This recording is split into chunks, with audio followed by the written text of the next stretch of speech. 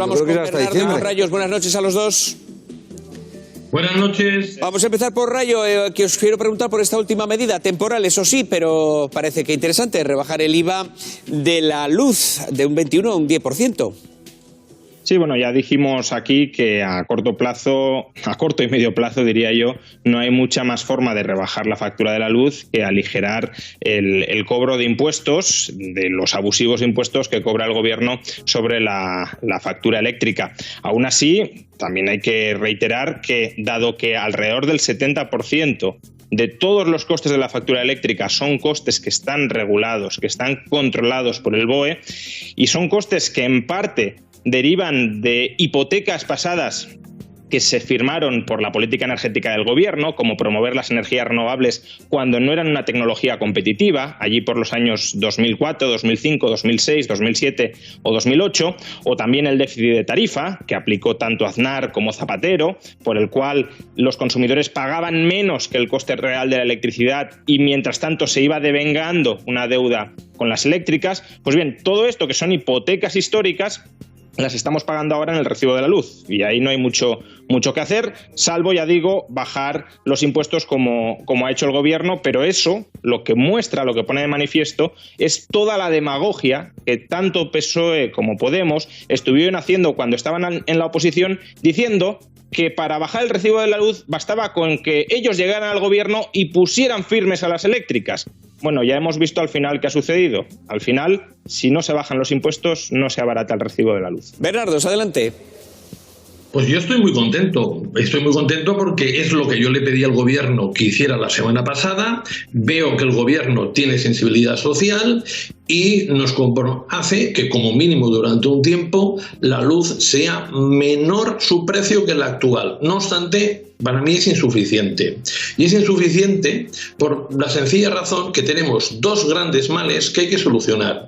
Primero, hay que eliminar por completo los beneficios caídos del cielo, que en este caso la energía nuclear, las hidroeléctricas, la solar, la eólica cobren por emitir CO2 cuando realmente no emiten, porque es la prima que está cobrando la que marca el precio en el sistema actual, que es la de ciclo combinado en que la materia prima es el gas. Segundo, llega la hora de liberalizar el mercado. Cuidado, liberalizar, no desregularizar. Lo que hizo Aznar en el 97 fue desregularizar. La administración pública cada vez intervenía menos, el sector privado podía hacer casi lo que quisiera y además por hacer esto les dio prácticamente casi 10.000 millones de euros, porque la administración pública casi siempre ha compensado por cualquier tipo de cuestión de forma impresionante a las eléctricas. Derivado de eso, yo quiero también otra propuesta, que me parece muy bien en este caso la que dice Podemos. Una empresa pública generadora de electricidad. ¿Por qué? ¿Verdad que se pueden rescatar los peajes y las concesiones pueden ahora formar parte de una empresa pública de la administración? Pues lo mismo con todas las centrales hidroeléctricas cuya concesión finaliza a lo largo de esta década. Ahora, y además, ahora enseguida va a haber más intervenciones. Hay muchas instalaciones eléctricas que podrían ponerse en funcionamiento y que no han querido las empresas privadas. Ahora vuelvo con vosotros. Benjamín Prado, por favor. Yo creo que bajar el IVA está bien. Creo que será un pequeño alivio para algunas familias, pero también creo que es el chocolate del loro. Y yo creo que el grave problema de la energía en España está en eso que a Paco no le gusta que se llamen oligopolios, pero que son oligopolios. Son empresas tan poderosas que quiero recordar que cuando en el año 2014 se quiso también regular el mercado, el señor Sánchez Galán, hoy en día imputado por el asunto Villarejo y demás, amenazó con llevarse las inversiones de Iberdrola fuera de España, una actitud poco patriótica, por cierto.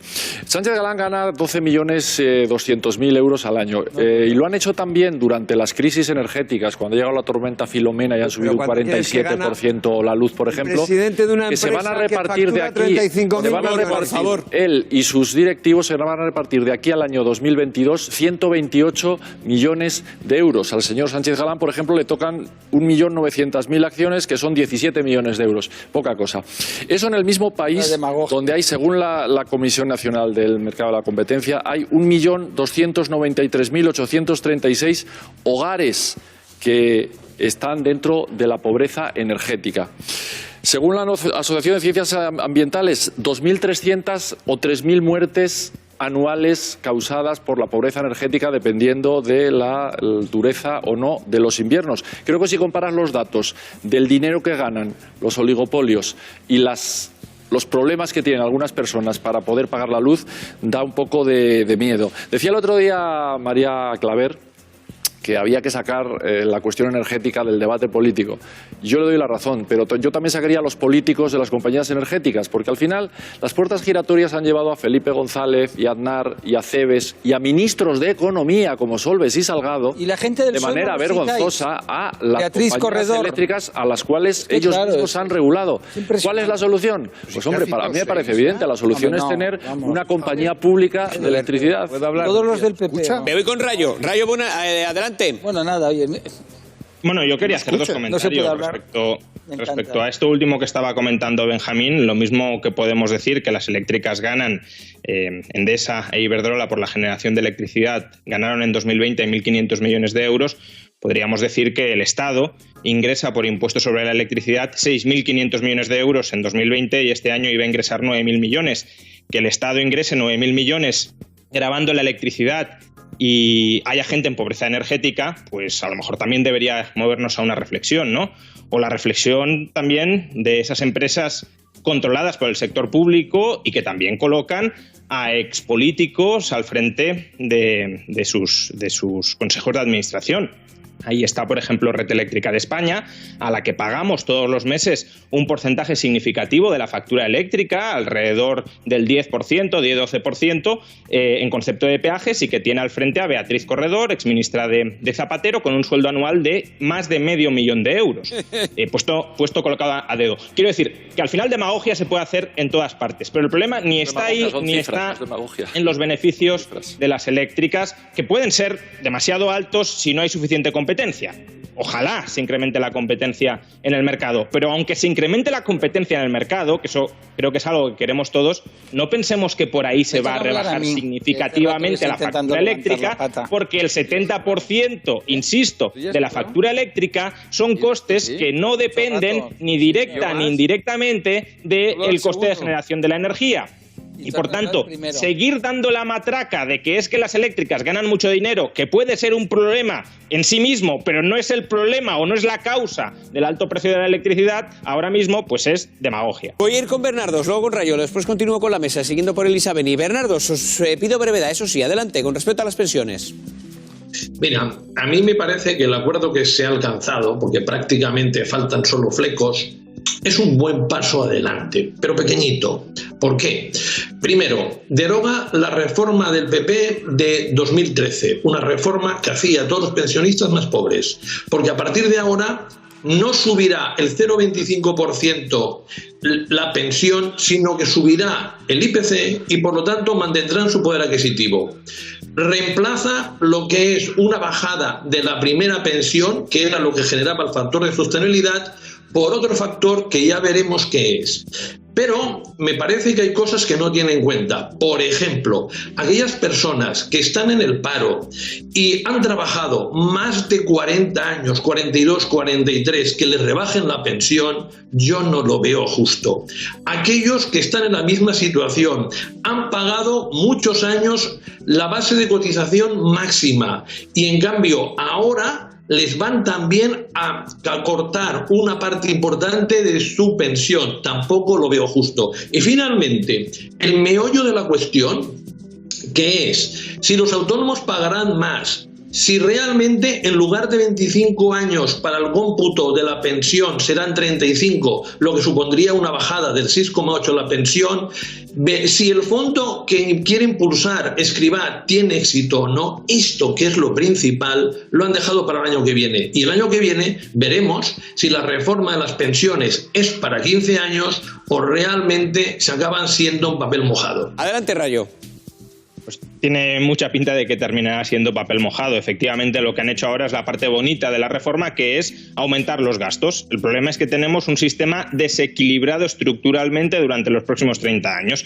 Y ese desequilibrio estructural no lo han remediado, sino que lo han agravado. Incluso en sus propios términos, como reconocía ahora Bernardos, han dejado ese equilibrio para la reforma del año que viene. Ahora dicen, vamos a indexar las pensiones al IPC. Vale, pero eso a medio o largo plazo, ¿cómo lo pagamos? Ah, ya veremos cómo lo pagamos. Y no va a haber muchas formas para pagarlo, salvo dos: o recortes muy duros en las pensiones de los pensionistas de dentro de 15, 20 o 30 años, es decir, los que están cotizando hoy, que tendrán que cobrar abruptamente mucho menos en el futuro, o subidas de impuestos realmente brutales a los contribuyentes del futuro. Para que nos hagamos una idea, en el año 2050, con el desequilibrio que están gestando ahora mismo con la reforma de las pensiones, vamos a gastar en pensiones 5 puntos más del PIB.